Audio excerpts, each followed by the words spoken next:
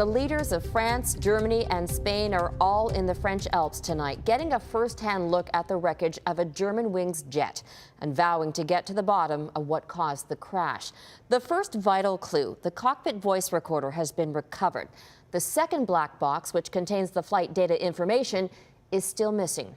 Our Stuart Greer is in the south of France, near the crash site. Stu? Well, Robin, in this town not far from the crash site, they're preparing to receive hundreds of family members who lost loved ones. And like the investigators here on the ground, they are desperate for answers.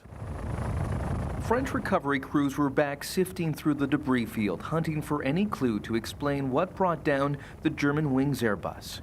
While they found the casing of the second black box, there was nothing inside. But investigators say data from the flight voice recorder discovered yesterday can be used, even though it was badly mangled. We just succeeded in getting an audio file which contains usable sounds and voices. The head of Lufthansa, Germanwings' parent company, and a former pilot himself, says he's baffled by the accident. We cannot understand how an airplane which was in perfect technical condition with two experienced and trained Lufthansa pilots was involved in such a terrible accident. Germanwings Flight 9525 was en route from Barcelona to Dusseldorf when it went down. Investigators are focusing on two key minutes. At 9:30 a.m., the crew makes its last contact with the Marseille control tower. But just 1 minute later, the plane begins to descend. There is no further contact as the aircraft steadily loses altitude. Finally, nearly 10 minutes later, the plane disappears from the radar and crashes. From here, you get a sense of just how secluded and remote the crash site is. It is just beyond those peaks over there, and you can see the low cloud moving in right now, posing yet another challenge for recovery crews, which have been flying in and out of the zone all day via helicopter from the main staging area here. It has been slow and painstaking work. Obliterated by the force of the impact, only tiny fragments of the aircraft are left. The area is very large for the moment, and maybe there is bodies in all the part of the mountains.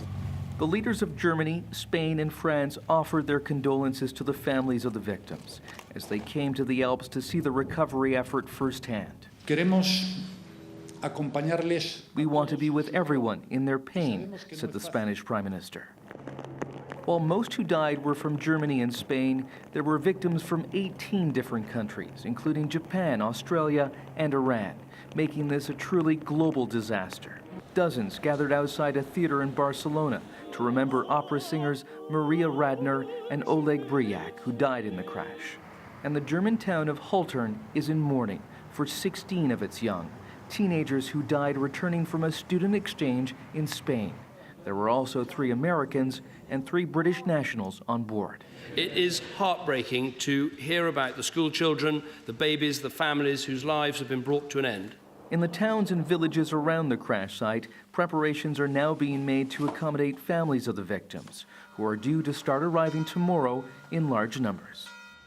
The first busload is expected to arrive here in the town of Ding overnight from Spain, and then tomorrow morning 2 planes will fly in some 400 family members who will then make the solemn journey to the recovery site. Robin. Stuart Greer in Ding, France. Thanks, Stu.